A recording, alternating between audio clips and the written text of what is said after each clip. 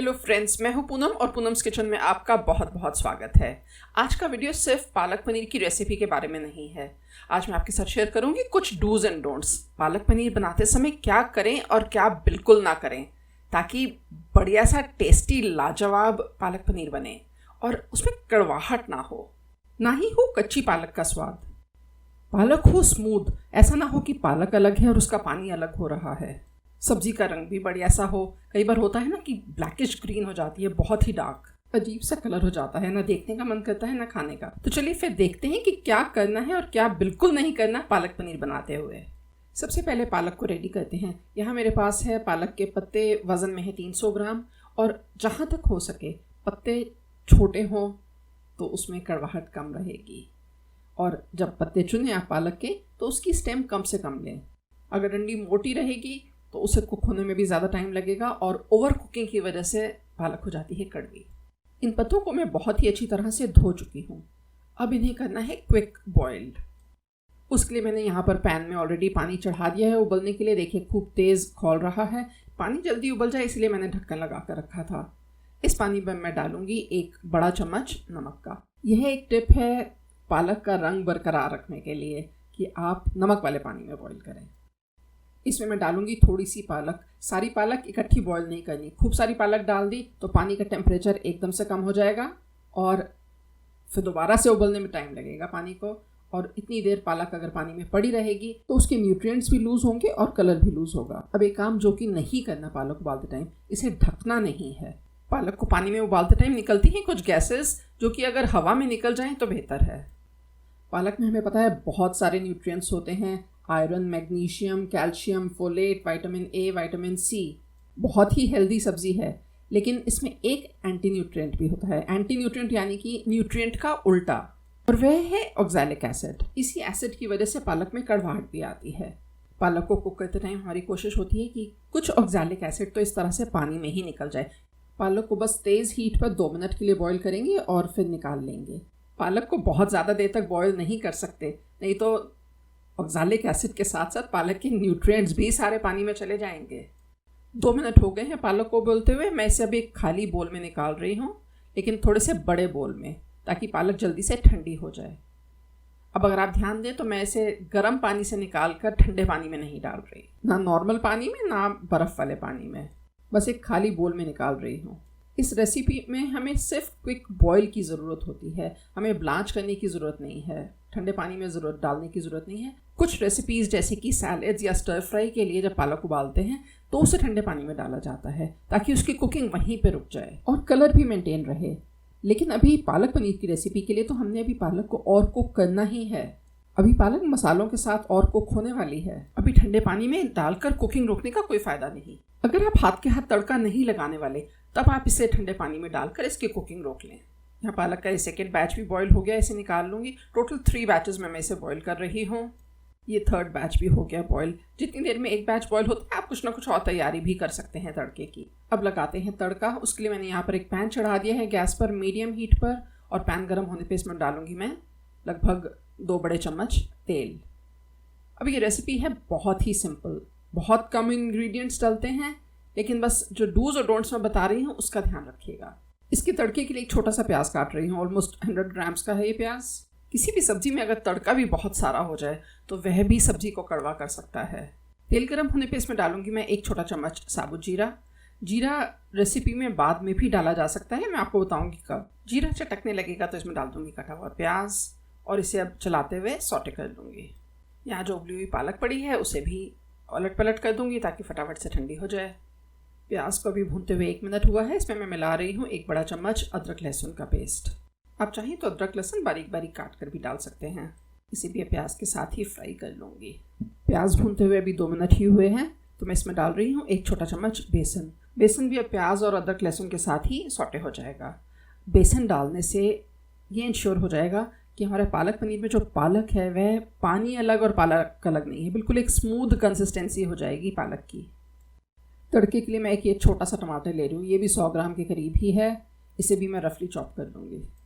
मसाला अब तेल छोड़ने लगा है, यानी कि अच्छे से भुन गया है। बेसन भी प्याज के साथ ही भुन गया है। अगर आपके साथ ऐसा हो कि आप बेसन सही टाइम पे डालना भूल गए इसमें, तो आप अलग से बेसन को भून लें और तड़का पूरा रेडी होने के बाद उसमें भुना हुआ बेसन मिक्स कर लें। इस प्याज में मैं मिलाती हूँ टमाटर, जो मैंने आपको दिखाया था वो काटा है, साथ में 2 हरी मिर्च भी काट ली हैं। चाहें तो हरी मिर्च को आप टमाटर से पहले भी डालकर भून सकते हैं। अब टमाटर को भी तड़के के साथ बढ़िया से भून लेंगे। तड़के में मैं आधा छोटा चम्मच नमक डाल रही हूँ ताकि टमाटर सॉफ्ट हो जाए। अब बाद में सब्ज़ी में टेस्ट करके फिर और नमक एडजस्ट करेंगे। फ्रेंड्स, पालक की आप कोई भी सब्ज़ी बना रहे हो, थोड़ा नमक का खास ध्यान रखें। बहुत इजीली हम पालक को ओवर सॉल्ट कर सकते हैं क्योंकि पालक में अपना नेचुरली भी सोडियम होता है और नमक में भी सोडियम होता है। जहाँ आपने गलती से भी नमक ज़्यादा डाल दिया तो वह चीज़ को कर देगा कड़वा। पैन पर ढक्कन लगा देती हूँ ताकि टमाटर जल्दी से सॉफ्ट हो जाए। अब इस रेसिपी में टमाटर डालना ज़रूरी नहीं है। टमाटर डालने से ऑब्वियसली टेस्ट तो अच्छा आता ही है, नो डाउट, लेकिन टमाटर में ऑक्सैलिक एसिड भी होता है, वही जिसकी हम पहले पालक में भी बात कर रहे थे।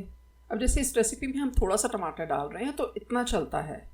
अगर नॉर्मल हेल्थ है आपकी तो इतना टमाटर नुकसान नहीं देगा पालक के साथ, लेकिन यही अगर बॉडी सेंसिटिव है, खासकर अगर किडनी को लेकर सेंसिटिव है, तो फिर डॉक्टर्स भी मना करते हैं कि पालक और टमाटर इकट्ठे ना लिए जाएं। यहाँ मसाला भुन गया है, तेल छोड़ने लगा है। इसमें अब मैं डालूँगी कसूरी मेथी। हाथ में इस तरह से हथेली में मसल कर इसे भी अब मसाले के साथ ही कुछ सेकंड्स के लिए फ्राई कर लूँगी। अब इनमें डालते हैं कुछ मसाले ताकि फ्लेवर एनहांस हो जाए। मैं हरी मिर्च तो ऑलरेडी डाल चुकी हूँ, तो मैं लाल मिर्च डाल रही हूँ अब कश्मीरी, ताकि कलर भी आ जाए और तीखापन भी ना आए। लगभग 1/4 टीस्पून डाला है और साथ में डालने लगी हूँ खूब सारा धनिया पाउडर। ले रही हूँ 2 छोटे चम्मच, लेकिन बिल्कुल ऊपर तक भरे हुए। आप बेशक 1 बड़ा चम्मच डाल लें। और थोड़ी सी हल्दी। सभी मसाले, कसूरी मेथी, धनिया पाउडर, जीरा, ये सभी मिलकर बहुत ही बढ़िया टेस्ट देते हैं पालक पनीर को। और अभी एक ख़ास मसाला रहता है जो कि सब्ज़ी बनने के बाद बिल्कुल एंड में डालूंगी। गरम मसाले की बात नहीं कर रही, किचन किंग मसाला भी नहीं, एक ख़ास मसाला। आप ये पालक पनीर खाएंगे तो आपको लगेगा जैसे आप कहीं रेस्टोरेंट का बना हुआ पालक पनीर खा रहे हैं। इन सभी मसालों को भी मैं भून लेती हूँ थोड़ा सा, कुछ सेकेंड्स के लिए। और अब इसमें डाल देती हूँ पानी। नीचे जितना भी मसाला भी चिपक रहा है वह भी डीग्लेज हो जाएगा और ये पानी अब हमें इसे ब्लेंड करने में भी हेल्प करेगा। मसाला अच्छी तरह से मिक्स कर दिया है, पैन भी कर दिया है डीग्लेज। गैस को करते हैं बंद और इसे भी मैं दूसरे बर्तन में निकाल लूँ ताकि ये फटाफट से ठंडा हो जाए। और यहाँ देखिए जितनी देर में तड़का तैयार हुआ है उतनी देर में हमारा ये पालक अब बिल्कुल ठंडा हो चुका है ब्लेंड करने के लिए। देखिए मैं कितनी आराम से इसे टच कर पा रही हूँ। पालक में अभी भी काफ़ी पानी है, इसे मैं थोड़ा सा हल्के हाथ से निचोड़ दूँगी। ये पानी इस्तेमाल नहीं करेंगे, इस पानी को मैं फेंक दूँगी। ब्लेंडिंग के लिए अगर ज़रूरत होगी तो मैं अलग से फ्रेश वाटर डाल लूँगी। अब एक बार तड़का ठंडा हो जाए तो मैं ये स्पिनच और तड़का दोनों इकट्ठे ही ब्लेंड कर लूँगी। और ये रही हमारी पालक और तड़के की प्यूरी। अब इसे जब आप ब्लेंड करेंगे, मिक्सी में डालेंगे, तो पूरा उसको फुल स्पीड पे नहीं चलाना है। इसको आप पल्स करें, थोड़ा थोड़ा करके, थोड़ा सा चलाएं फिर रोक दें, थोड़ा सा चलाएं फिर रोक दें। ऐसा तब तक करें जब तक अच्छे से ब्लेंड ना हो जाए। अगर सही से ब्लेंड नहीं किया तो कुकिंग के बाद क्या होगा कि पालक पनीर के ऊपर पानी अलग अलग तैरेगा। ब्लेंड करने के लिए अगर पानी की ज़रूरत पड़ रही है तो थोड़ा थोड़ा करके डालें, एक एक बड़ा चम्मच करके। मैंने टोटल 5 बड़े चम्मच डाले हैं इसमें ब्लेंड करने के लिए। अब मैं इसे फुल स्पीड पर कंटिन्यूस ब्लेंड करने के लिए क्यों मना कर रही हूँ। अगर आप सारा ही हाई स्पीड पर चलाते जाएंगे तो एक बहुत स्ट्रॉन्ग चांस होता है कि वह बहुत फाइन हो जाए, तो वह प्यूरी लगने की बजाय घोल लगने लगता है, जैसे पाउडर को मिक्स कर दिया है पानी में। और ये प्यूरी का कलर देख रहे हैं कितना बढ़िया सा ब्राइट ग्रीन है। बॉईल करने के बाद हमने ठंडे पानी में नहीं डाला, उसके बावजूद भी देखिए कितना बढ़िया कलर रिटेन हुआ है। अब है इसकी फाइनल कुकिंग।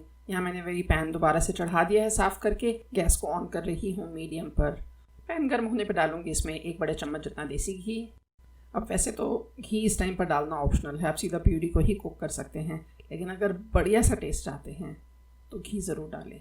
अब अगर आपने पहले तड़के के टाइम पे जीरा नहीं डाला है तो आप इस टाइम पर जीरा डाल सकते हैं। इसमें मैं डालती हूँ ये पालक की प्यूरी। इस टाइम पर स्प्लैटर करता है, काफ़ी गर्म होता है, ज़रा ध्यान रखें।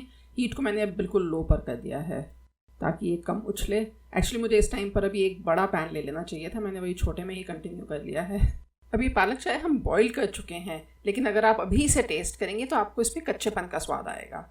तो अभी हमें पालक को थोड़ा सा और कुक करना है मसालों के साथ, ताकि अच्छा सा पूरा फ्लेवर बैलेंस हो जाए, और फिर इसकी कंसिस्टेंसी भी एडजस्ट करनी है।